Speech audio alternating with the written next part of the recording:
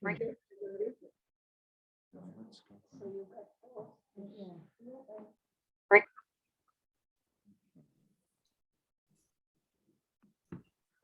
let's begin. Vayeshev, page 198. Let's read the first aliyah and then begin the class. Vayeshev Yaakov beretz begurei avi beretz Canaan. Yaakov settled in the land of his fathers, sojourning in the land of Canaan. Ela todos Yaakov. These are the generations of Yaakov. Yosef ben Shvasve Shana.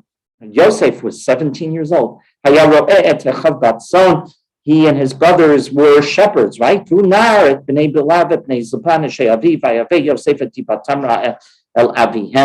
And he was a youth. He was called a nar. He was a young man with the sons of Bila and the sons of Zilpah, his father's wives. And Yosef would bring evil reports about them to their father.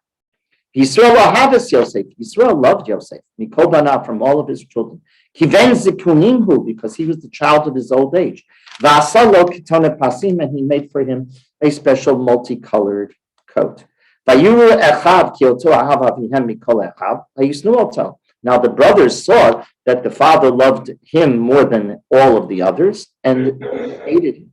V'lo yachlu dabra l'shalom. The hate became so intense that they were not able to even speak to him. Vayachalom Yosef chalom vayagev le'achav. Now Yosef had a dream, and he told it to his brothers. Vayosifu otzenoto, and this only inflamed the hatred further. Vayomer aleihem shimunu hachalom azer shechalamti. And he turned to them and he said, "Listen to my dream. V'nei anachnu pasuk zayin. V'nachnu ma'alamim." Dream number one. V'nei anachnu ma'alamim alamim b'soch hasadeh. V'nei kama alum asi v'gam nitzava v'nei sisubeno alum osechem latishtakhaveno la'ulom asi. Behold, we were binding sheaves in the middle of the field, when behold, my sheaf rose and also remained standing, and your sheaves gathered around and bowed to my sheaf. Okay? Vayomru lo echad maloltim lo chalenu imashol shol banu vayosifa otzno otoha chalamoto va'al divarav. Pasuk ches. And his brothers said to him, "Would you then reign over us? Would you then dominate us?" And they hated him even more, because of his dreams and because of his talk. Continue on. Pasuk tes. Now he has his second dream. And he doesn't keep it to himself. He shares it with his brothers. I had another dream. The cosmos bowed down to me. The sun, the moon, and 11 stars bowed down to me. And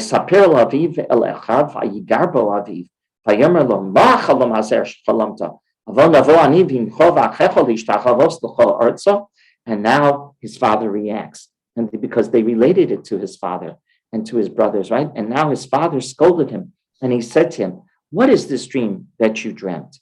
Are we to come, I and your mother and your brothers, to bow down to you to the ground?"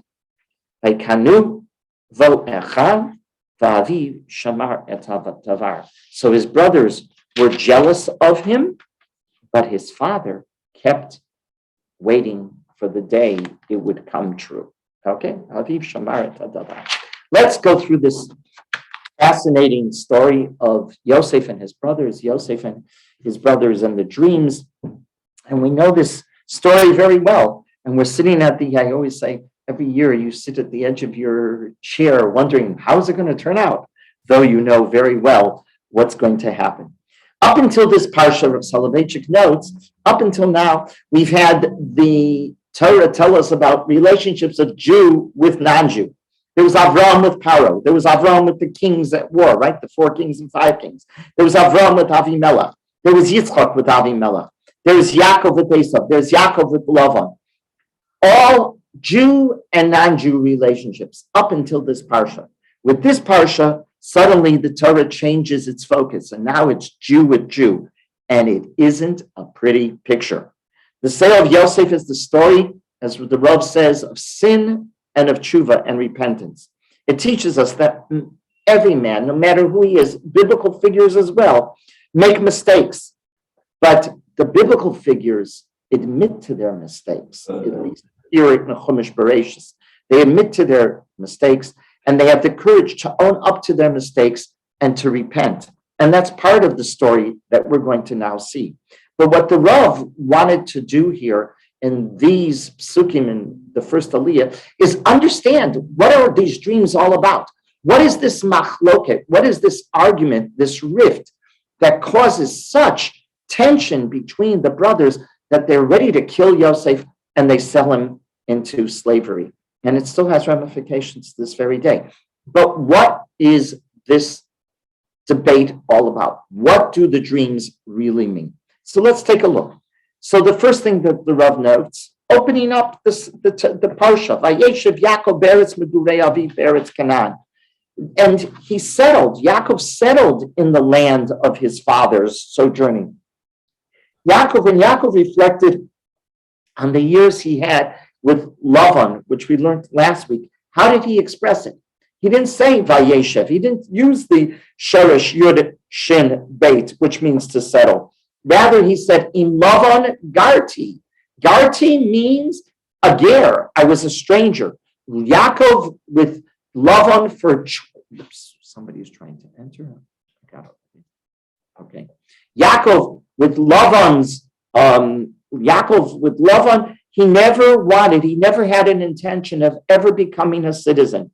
He remained an outsider. We talked about this last week. He always remained an outsider. He never accepted never accepted the lifestyle of his uncle, father-in-law, right? The uncle became the father-in-law. Here, however, the Torah is telling us very important, Vayeshev, and he settled. Here, it connotes returning to the land where his father and grandfather had created as the center of the bris of us, right? Eretz Israel. Here he's coming to settle. Here he's no ger. It doesn't say ger here. It says Yud Shin Beit. He's really establishing himself. The Rav makes a fascinating remark, an unbelievable remark, and I read it to you. Had the quarrel between Joseph and his brothers not taken place, in other words, had this parsha not taken place, the exile foretold in Bris ben Habesarim of the oppression in a foreign land for 400 years, which was back in Perek Tezvav, Pasuk Yigimel 15:13. That promise back, who was the Bris ben Habesarim with? God and Avraham. Avraham was told, we are going to be oppressed in a foreign land, right? The Rav says, if this parsha hadn't happened between the split between Yosef and his brothers, that would have been fulfilled through Yaakov's sojourn in Haran. We would have already experienced the Geula right away. Listen to the Rav's words. God's arithmetic is different from man's. If the Egyptian servitude was in fact reduced from the promised 400 years, we were supposed to be 400 years, but HaKadosh Baruch Hu reduces it to 210, we know that, then God could have further reduced it to 20 years. Easy to 20 years. That Yaakov himself was in exile, thus obviating the Egyptian exile entirely. In other words, the exile of love of Yaakov with Lavan would have been the whole story of Bris ben Habesarim. Bris ben Habesarim, we would never have gone down to Egypt. The whole story that we know would never have happened if the brothers had gotten along. But that's not what happened. The discord among Yaakov's children thwarted his plan to inherit the land of his father's sojourning immediately. It would have happened like that, but no, it changed. Everything happens now through Parshas Vayeshev, through the terrible rift between Yosef and his brothers, and this causes an unbelievable story that we still are debating to this very day. Let's continue on. Ela Todos Yaakov, Yosef and Shva Asrei Shana. Ela Todos Yaakov, these are the generations of Yaakov. What's the problem here? Everybody understands. If you tell me the generations of Yaakov, you're not going to limit it to one son. So Chazal read this as if there was a hyphen between Yaakov, Yosef. There was a hyphen between the two names. They were so connected. Yaakov, Yosef. Yaakov, Yosef.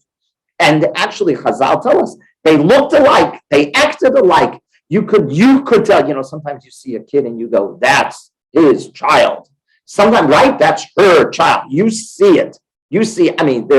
Yaakov and Yosef, was the image of Yaakov. You saw Yosef, you saw Yaakov. But the Rav goes on, it's much more than just they looked alike. The Rav says that Yosef is being considered as the progeny without mentioning any of the other sons, right? Elah told us Yaakov Yosef, because it's teaching us that there was a special relationship between Yaakov and Yosef. There was a bond that was totally different. He did not have it with any of the other of the children. He had it only with Yosef. What was it? Yosef and Yaakov lived the same experience. They were mirror images, not only in the way they looked, in their physical appearance, but in their entire experience. Their lives were identical. What was it about them? They demonstrated that geography, location, did not limit where Torah could be observed. Yaakov took it to Choron. Yosef's going to take it to Mitzrayim. Yaakov and Yosef were not only lookalikes, they were experiencing the same experience. They both proved that the Bris Avraham, the covenant of Abraham, can successfully be implemented no matter where you are in this world. They are identical in their experiences. But take a look at this pasuk. Elah totos Yaakov, Yosef, fine. We have the hyphen. Yaakov, Yosef, they're identical. They look alike. They experience everything. But what's the next words? Ben Shva Asrei Shana. He was 17 years old. Why do we have to be told this? Remember, the Torah is not a history book. It's not a memoirs. If it's not a history book and it's not a memoirs, then if it's telling you something about Yosef's age, why is it telling you Yosef's age? And the Rav understands this is important for the entire narrative. It's so important because we're informed that Yosef for 17 years was trained by Yaakov. Yaakov was the father teacher for Yosef. He wasn't only a father, he was Avi Modi. He was father teacher. He prepared Yosef for the life experiences. What experience did Yaakov have to prepare Yosef for? Exile. How does a Jew live and succeed in exile? Could Avraham did it only short period of time. Avraham was the traveling Jew. I mean, Avraham, right? But Yitzchak didn't leave Eretz Yisrael. So Yitzchak's not the exiled Jew. Who's the exiled Jew? The exiled Jew is Yaakov. And Yaakov is training for 17 years. Yosef has been absorbing. That's why the Torah tells you it. Yosef would never have succeeded. You know what this tells you? You want to understand the success of Yosef in Mitzrayim in the next parshiot, the next four parshiots, Vayeshev, right? So we have Vayeshev, Miketz, Vayigash, and Vayechi, these four last parshiot of Chumash Bereshis. You want to understand Yosef? It's right here. Ben Shva Asrei Shana. He sat with Avraham, he sat with Yaakov for 17 years, and he learned everything from Yaakov, and Yaakov was teaching him the whole story. How did I succeed? How did I survive? How did I keep the Bris Avraham, the Bris Yitzchak going while I was in Lavan's house? And he absorbed it. That's how you know that Yosef is able to succeed. Continue on. Pasuk. Okay? So we're told, what are we told, by the way? What are we told? They are very important. They are what? Shepherds. Remember that. They are shepherds. Okay? Very, very, very, very important. That is the parnasa. That is their living, their livelihood. Their livelihood is their shepherds. What are they not? Farmers. They're not farmers. A shepherd and a farmer are not identical. It's like saying, I'm a clergyman and somebody else works in computers. It's two different areas, right? I'm not tech. I'm people. I'm a people's person. It's totally different. It's drastically different. It's important to understand for this story. Pay close attention. You will see. Continues on. So then what happens? So Yaakov hyphen Yosef, they're bond. They're glued at the hip. And the Torah tells you that. Yisrael lo havis Yosef. Mikol banav, kiven zikunim hu. And Yosef loved, Yaakov loved Yosef. Kiven zikunim hu. What is kiven zikunim? Because he was the old? No. So the Onkelos even mentions it. Kiven zikunim zaken, because he was a bright kid. Yaakov could relate. Yaakov could talk. Sometimes, a parent is able to connect with one child more than another because there's an intellectual bond. There's so many things going on here that make Yaakov and Yosef a Yaakov hyphen Yosef, right? Okay, what does he do then? Va'asalo ketones pasim, and he makes for him a multicolored jacket. So personally, I tell you, up until I read this, I never really thought, so he made a ketones pasim. Have you really thought why? You have to ask yourself, but I don't know why. But until I prepared for this year, it never really dawned on me. Why a ketones pasim? What? Outstanding. Okay, I figured he bought him a nice suit, right? He bought him a special, fine, an outstanding one. Everybody looked at it. It's gorgeous. It's amazing. It was the most expensive. That's how you understand it. It's not how the Rav understands it. Ketones pasim is indicative of what you're understanding, how the narrative is going to unfold. What is the meaning of a multicolored jacket? The Rav notes that it reflected Yosef's personality. The gift was perfect for Yosef. It reflects Yosef's outlook in life. Yosef was not monochromatic. He was multicolored. Yosef was multicolored. Yaakov gives him, he's not monochromatic. He's not a one color. He's not, in the religious world today, we're monochromatic. It's black and white, right? It's black and white. That's it. Okay. No, Yosef was multicolored.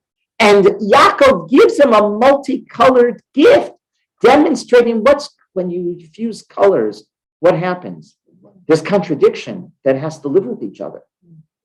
You bring in colors and you mix colors. If you're an artist, you know which colors are mixing, which colors are contradicting each other, are challenging, are clashing, and which colors mesh well together. On the one hand, Yosef was a pragmatic administrator, wasn't he? We know that. Yosef managed the Egyptian economy. He ran an empire. He saved it from ruin. That's one personality of Yosef. He was a true statesman. That's Yosef. Yet, he's something else. He's a dreamer. He's pragmatic, but yet he's a dreamer. He dreamt of creating a world purged of evil. He had a vision motivated by spirituality. The greatness of Yosef was he merged these two mutually different characteristics into one unified human being. The multicolored coat symbolized the fusion beautifully of all of the contradictions that we would think exist. They didn't exist. They were united. They were synthesized into one human being perfectly. And that's what the ketones pasim represents. This fusion of contradictions, but the contradictions can live with each other once you're able to synthesize it all. That's why he gives him a ketones pasim. He realizes who his son is, and it's a very special relationship. Continue on. But what happens when he gets this gift? Vayisnu oto. The other brothers go nuts.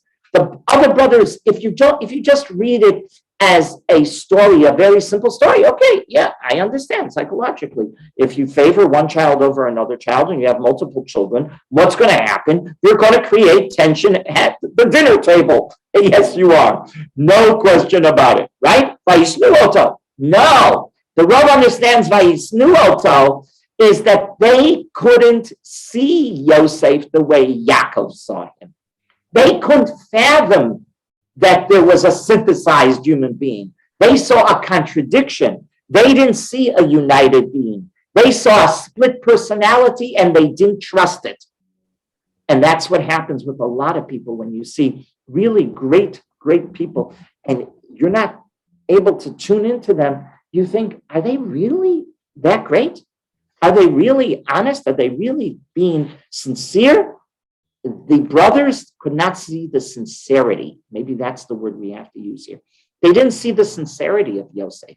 Yosef was trying, and successfully he does it, combining all of these talents that he has, multiple talents. Again, the Ketonis Pasim represents the multiple talents that Yosef has. Okay, then he has a dream. What is this dream? He has two dreams. Let's analyze these dreams. The Rav does it beautifully. Again, you just read this and you can walk away. Very nice. It's a very nice, when I converse with my grandchildren, so I ask them about Parsha, and Baruch Hashem, my eldest grandson already is almost 7 years old. He knows his Parsha cold.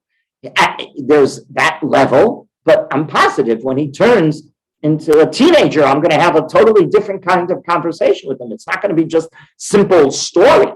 It's not going to be, okay, what was the first dream about? Oh, so he'll tell me what the first dream about. Simple, right? But that's not the way the Rav understands it. The Rav, literally analyzes what's happening here that causes this terrible rift among the brothers. The first dream is about sheaves. It's about a profession that the brothers had no idea anything about. He's dreaming about being a farmer. They're not farmers, they're shepherds. They couldn't relate to the dream. They couldn't understand. Why are you dreaming farming? In Canaan of their time, farming was not their profession. They were shepherds. It's a totally different type of dream. Yosef realized that their lives were not going to stay status quo. The debate here was, what are you dreaming? What am I dreaming about? You're dreaming about everything's going to remain the same. If everything's going to remain the same, you're not going to have a new dream. You're going to dream being a shepherd. He saw they were going to be living in an alien environment where being a shepherd would not be tolerated. And don't we know that that is true? In Egypt, they had no tolerance for the shepherd, right? They come down, they got to learn a whole new way of life. He's dreaming, how are you going to adapt to your new environment? That's what Yosef is dreaming about. How are you going to adapt to new conditions? He dreamt of a new framework in which the family unit would have to survive. If you're not prepared for that and you're not worried about the new reality, you're not going to be prepared to survive at all. He was worried that if they didn't prepare for that new reality, they were going to fall apart. They would not be successful. They would not be able to transfer the traditions of their grandfather and their father to the new civilization that was awaiting them. That's what's going on here. It's not just it's a dream of sheaves of grain. It's a whole realization something is about ready to happen, and you guys are not prepared for it, he's telling his brothers. The brothers didn't understand Yosef for a moment. They weren't able to see the change coming.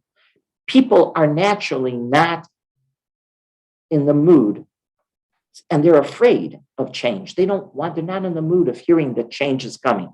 And when you start talking about change, what do? They close up. That's the way most people are. The brothers were like most people. That's exactly what's being documented right here in the story of Yosef and his brothers. He's talking about change, and they reject change. The brothers were only able to look upon the future as a continuation of the present. That's the way most people act. Listen to the words of the Rav. Did Yosef quarrel with his brothers? Certainly. Was there dispute for the sake of heaven, l'shem shamayim? Most certainly. Yosef perceived the fate of the sons of Yaakov from the perspective of a bleak future, mysterious and lacking in security. When would be fulfilled the decree? He wanted to know, when would they fulfill the decree of your seed will be strangers? The Bris Ben Absarim, your seed will be strangers, back in 1513, when he demanded being prepared to meet the future. You were told in Bris Ben Absarim. And by the way, Bris Ben Absarim is a trauma, if you remember that. Avraham is experiencing a traumatic experience. Bris Ben Absarim is scary. Hearing about the future, if you're not prepared, hearing about the future is scary. There's no question about it. Yosef is telling his brothers that. The brothers were unanimous in their opinion that it's forbidden to gaze too intently into the mirror of the future. Quote, do not probe that which is wondrous for you, they said to the brother. One must judge the future by the present, they argued. We live in Canaan. It's not necessary. It's forbidden for us to prepare for a land that is unknown to us and a future that is hidden. There's an argument going on with Yaakov and with Yosef and his brothers. Yosef is demanding, preparing for a future, and they are obstinate that that future is not important to them. You are dabbling in the area of the mysterious. Get away from that. Don't do that. Yosef was not dabbling in the mysterious. You know what the most interesting is? He was the most pragmatic. Worrying about the future, it sounds mysterious, but worrying about the future, the most pragmatic approach, the most pragmatic. Let's continue on. And so he has this first dream. Vayomu lo echad, pasuk ches, and his brothers respond. Look at how the brothers respond. Hamaloch timloch aleinu, imashol timshol banu. They use two expressions for ruling on us. Hamaloch, melech, and moshel. Melech and moshel. The Vilna Gaon, the Rav points out, understood that there are two approaches to leadership. One is found in the word moshel, and one is found in the word melech. And they are not alike. A moshel imposes his power upon you. Mem shin lamed, if you're a moshel, you're imposing, you're forcing, you're a dictator. You're enforcing your rule upon others, upon your subjects. Melech is you're elected by the people. This is the meaning in Tehillim that you all know very well. Chav beis chav tes. Ki lashem hamelucha umoshel bagoyim.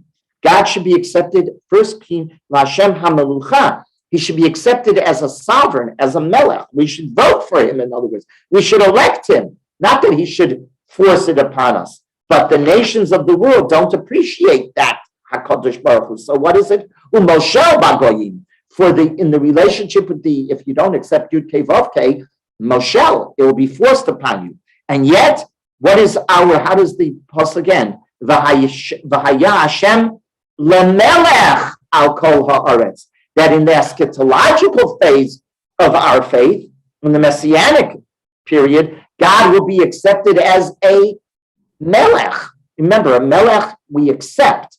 A moshel is forced upon us. The brothers were challenging Yosef. Now take a look, and what did they say? Are you expecting to be elected? And if you don't get elected, right? Are you going to force yourself upon us? That's exactly what they were asking him. You're dreaming. Your dreams sound like you want to rule us. If we don't elect you, you're going to force yourself upon us? That's what they were asking. They were also fundamentally arguing with Yosef. Yosef felt he was endowed with leadership talent. He knew exactly who he was. You know, you have 12 brothers. Well, Binyamin is a little boy, but let's say the 11, right? The brothers did not know. Yosef realized, and everybody realized, Yosef had extraordinary talent. He was the leader of his brothers. And Yosef knew he was the successor for Yaakov. He knew he was the next in line. Who is going to take the Bris Shel Avraham on the road and make it successful? And you look at the 11 tribes.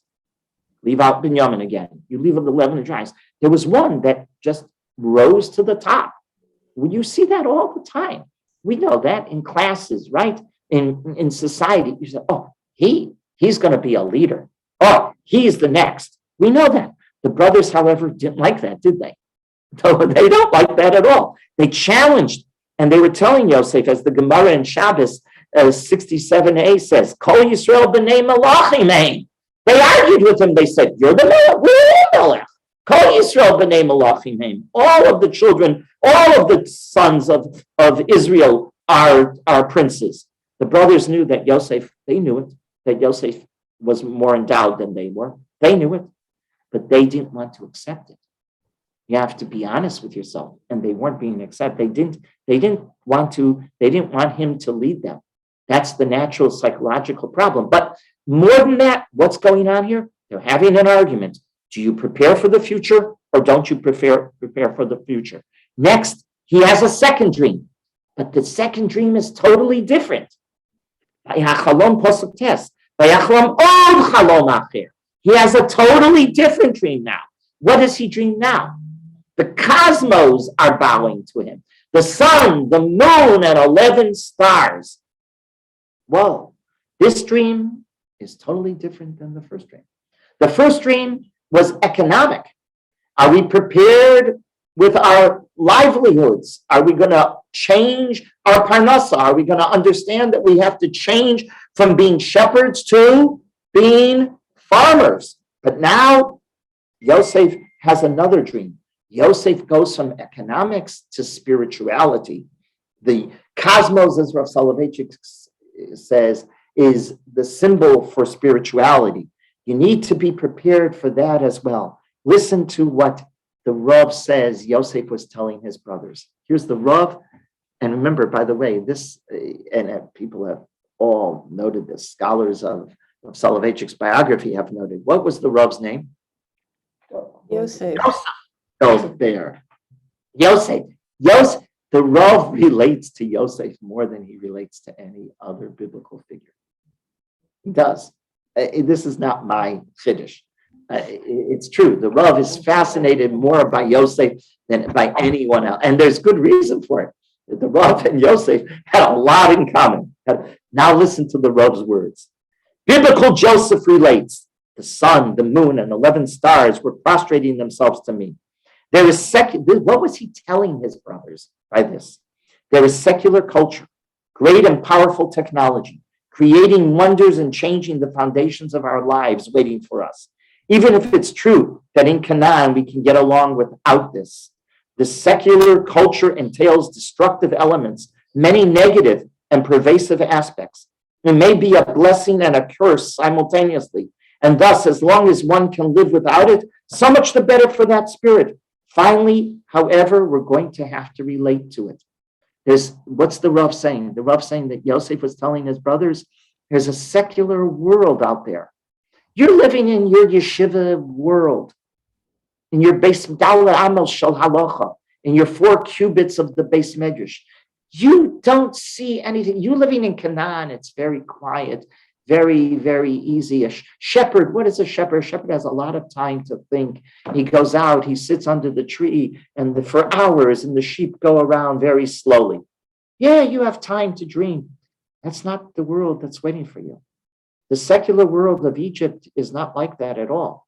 It's technologically advanced. It's moving. You're going to have to relate to it. The confrontation will not take place here in Canaan, he said to his brothers. However, your life flows serenely. But in a new alien land where the tempo of life is greatly accelerated and fundamental changes occur daily. We know that that's what the Rav was telling the Lithuanian Polish Jews. That's why the Rav goes where?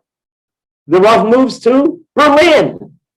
He leaves. Berlin is the center it's the Egypt of the modern day, right? It's the center of culture. In Europe, it was the center of culture, the center of technology, the center of all intellectual developments was in Germany.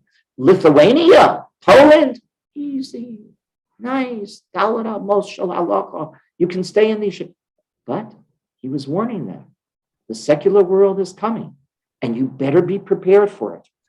Quote, unquote, the Rav goes on and he says, Yosef is telling his brothers, if we are not prepared for new conditions, the environment will swallow us. Our intellectual forces will completely assimilate. On the other hand, if we think of the future now and we prepare, we can render Abraham's heritage triumphant in an alien surrounding. Abraham's Torah is very powerful, but only when we are prepared for the conflict and know exactly what to do in this new environment. If Joseph's brothers, however, answered him, why do you meddle in the secrets of the All-Merciful? Why do you get involved with the secret plans of God? We live our lives in holiness and purity. We support ourselves pasturing sheep. We do not have to worry about the future. You hear the machlokes? Yosef is saying to his brothers, You better be prepared. We're not going to remain here in Canaan. Yaakov knows that because Avraham, his grandfather, Abba knows that because our great-grandfather was told that by HaKadosh Baruch Hu. We're going to be taken to an alien society. Yosef had learned that from Yaakov over the 17 years. Yosef was briefed on that. Yosef then wants to prepare for that. We're going to go into an alien society. What does alien society mean? It's a society not only economically different, it's culturally different, it's technologically different, it's scientifically different, it's intellectually different. And if you're not prepared, you are going to fail. But if you're prepared, the Torah of Avraham can be taken anywhere. There we have it. There's the argument. But the Rav wonders, at the end of the day, the Rav asks, so who did God side with? The brothers or with Yosef? Listen to his words. In this dispute in the name of heaven, the machlokes, when you take it from this perspective, the story suddenly has a whole new meaning, right? It's not just a fight of special relationship with a father to the exclusion of the brothers and dreamers and egos. It's a whole different argument. In this dispute in the name of heaven, divine providence decides in favor of Yosef. And the house of Yaakov was saved from destruction only due to Yosef's dreams.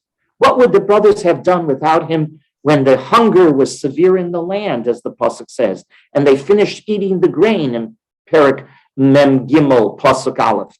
Were it not for Yosef's dreams, the entire house of Yaakov would have perished in starvation. And God sent me before you to make for you a remnant in the land, as Yosef is going to say in chapter 45, pasuk 7. The heritage of Abraham would have perished, and the choosing of Israel would not have been realized. Yosef is endorsed by Hashem. The Rav uses this, by the way. When does the Rav use this? The Rav uses this when he's talking to the Mizrahi, Apollo Mizrahi in the 60s. And you can see it. There's a beautiful book called The Rav Speaks. Or the Chamesh Drashot. It's the Rav's Drashot that the Rav gave to the Mizrahi 5 years in a row. And the Rav uses this Parshas Vayeshev. What I'm reading to you now is what he said. He said, hey, that was the argument of the Mizrahi, Apollo Mizrahi, with the rest of the religious world in the turn of the 20th century. Are we preparing for a new environment in Palestine, or are we going to remain in Lithuania and Poland and Hungary in our wonderful Dalet Amos shell Beis HaMedrash, and we're not going to be prepared? Or are we going to be prepared because the world is changing? And the Rosh Yeshiva and the Hasidic Rebbes overwhelmingly said the Mizrahi was Yosef. You're wrong. Don't dream about that. Don't go there. You don't have a right to go there, right? You're dreaming about an area that's mysterious. That's what the Rav uses the very story, and he transforms it into this tremendous argument that is still occurring to this very day. But as the Rav says, but at the end of the day, you have to remember, the Rav grew up in the Soloveitchik home. Soloveitchiks were bitterly opposed to Zionism. Bitterly opposed. He says, I became a stranger in my own family. Like whom? Yosef of old. He was the Yosef of old because he left he was the spokesman for Aguda when he came to America in 1932. Rabbi Soloveitchik was an Agudist. He transforms himself into a believer of religious Zionism years later. Here in America, he realizes, and then he says, in this drasha, he says, tell me, who did God side with? Who did God endorse? We know what happened. There was a Holocaust. We know what happened. Eretz Yisrael, Medinat Yisrael, without the Mizrahi preparing the way, the Rav says that the Aguda won't accept it. They think this is historical, incorrect perspective. But the Rav said, you wouldn't have had Chinuch Hatzmai. You wouldn't have had what you have today, the Torah learning, unless the Mizrahi had planted the seeds and created the way and worked with Ben Gurion to create the state. Okay, now look what you got. You have Baruch Hashem, a Medinat Yisrael. The truth is now already the religious community to a great degree has changed as well. The Orthodox religious community has changed as well because there was a Yosef who dreamt. Let's continue on. But then what happens in Pasuk Yud? So he tells, which story does he tell his father, by the way? He has two dreams. Which one does he tell his father? Take a look. The first one he doesn't tell his father. His father is not told about this father. No, the second one, the cosmos, he tells his father. What is his father's reaction? His father gets angry. His father gets upset. The Rav wonders, why is only the second dream the one that, obviously, eventually Yaakov must have heard the dream. Somebody must have come and told him, your son Yosef told us a dream about the sheaves bowing to me. But he wasn't told. Yosef doesn't bother telling that to his father. And Yaakov doesn't get angry about the first dream. If he did know about it, we don't know, but he doesn't get angry about it.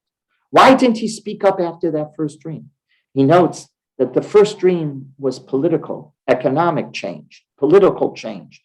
This aspect of Yosef's dreams did not trouble Yaakov at all. He accepted that dream exactly as Yosef had dreamt it. He said, you're right. He knew there would be a time when Yosef would be the ruler. He knew his children. He knew the talents. He gave the Ketonas Pasim to Yosef. Yaakov gives it to Yosef. Why does he give the Ketonas Pasim? Because he knows his son is extremely talented. The brothers, he knew, would have to bow to Yosef as the leader. He knew that. That didn't bother him. The physical dependence of the poor, as the Rav says, the physical dependence of the poor on the rich, the weak on the strong, is ubiquitous to man's history. That's the way of the world. One person's going to be strong, one person's going to be weak. One person's going to be wealthy, one person's going to be... That's the way of the world. And he understood. Yosef rose to the top of the brothers. Yosef was a different type of kid. And Yaakov had no problem with that. Physical and economic dependence on a benefactor did not bother Yaakov one iota. What bothers Yaakov? It's the second dream. Why? Because that's a totally different story. When Yosef dreamt of the sun and the moon and the stars and heaven bowing to him, when the cosmos bowed to him, he was now talking in what realm? Economic? Political? No, spiritual. Spiritual. He was projecting that his mission on earth in this dream was greater than his brother's spiritual destiny. That you can't do. All Jews have the same spiritual destiny. Yaakov could not accept, Yosef, you think you're a more spiritual person than your brothers? Yaakov rejects that. He gets angry. Don't tell me that the Hasidim are more spiritual than the Misnagdim are more spiritual than the Hasidim. I don't care what you put it. Every Jew has his derech to Hashem. Every Jew. Yosef, in essence, was suggesting that he endowed more holiness than his brothers, and for that, Yaakov goes nuts. Vayigar bo, and he gets angry, right? Vayigar bo aviv. Yaakov gets agitated over, don't tell me you're more spiritual than your brothers. When it's an argument over spirituality, an argument over economics, and I'm sure you're right, 100%. One is going to be stronger than the other. One's going to be the leader. Are you going to be more spiritual? The argument of Agudei Mizrahi, the argument of the anti-Zionists with the Zionists. If it's on a pragmatic level, that's one thing. If it's on a spiritual level, no. On a spiritual level, there's no tolerance for that. Each one has his derech to Hashem. Continue and end. What happens in the next pasuk? It seems to be a contradiction of what I just told you. Vayikanu vo echav, and the brothers, pasuk Yud Aleph, the last pasuk in this aliyah. Vayikanu vo echav, and the brothers were jealous of him. What is the next words? Va'aviv shamar et hadavar. But his father, Yaakov, was waiting for the day that it would come to fruition. Didn't I just tell you? 1 second, he just blew up. What did he blow up about? There appears to be an inconsistency. If we claim in the previous pasuk that Yaakov rebuked Yosef for his second dream, How now could this pasuk suggest that Yaakov was waiting for the dream to come to fruition? What this alludes to is that there would be a balance between the brothers. Va'aviv shamar et hadavar. At the end, there's going to be a balance. You're dreaming, Yosef. You think you don't need your brothers? You think they only need you? At the end of life, what's going to happen? At the end of life, what's going to happen? At the end of Yosef's life, what's going to happen? At the end of Yosef's life, what happens? Yes, he did. He needed them. He couldn't get into Eretz Israel without them. He was a dead corpse. And he knew that they had to carry his bones. So the Aviv Shamar et Hadavar, listen to how the Rav understands it. Do you think it's a contradiction? It's not a contradiction. It's all going to equal out. Your spiritual destiny is dependent upon your brothers. Their spiritual destiny is dependent upon you. You're going to be the pragmatic, economic statesman. Yes, 100%. But when it comes to spirituality, they're going to depend upon you to prepare for the new future. And you're going to train them. And you're going to make it work. And we're going to take Torah's Aviv down to Egypt, and we're going to survive. And we're going to leave Egypt, and we're going to create a great Jewish people. However, Yosef, you're going to need them too. Because at the end of your life, you're going to need them to carry your bones back into Eretz Israel. Well, why is Yehuda and Tamar there? Yehuda's also a leader. Yehuda's also a leader. Yes, Yehuda's also a leader. It's the balance. That's what Va'aviv Shamar et Hadavar. Yaakov's waiting for the balance. Everything is going to work out. It's not a contradiction. It's not an inconsistency. So now you see how the Rav looks at this story of the brothers with the Chalamot, with Yosef. They believe that Yosef is not sincere. They believe that you can't fuse these different talents into one unified human being. Yaakov knows, no, Yosef is special. Yosef is special. Yosef is going to save us physically. He's going to save us because he has that pragmatic approach of a statesman.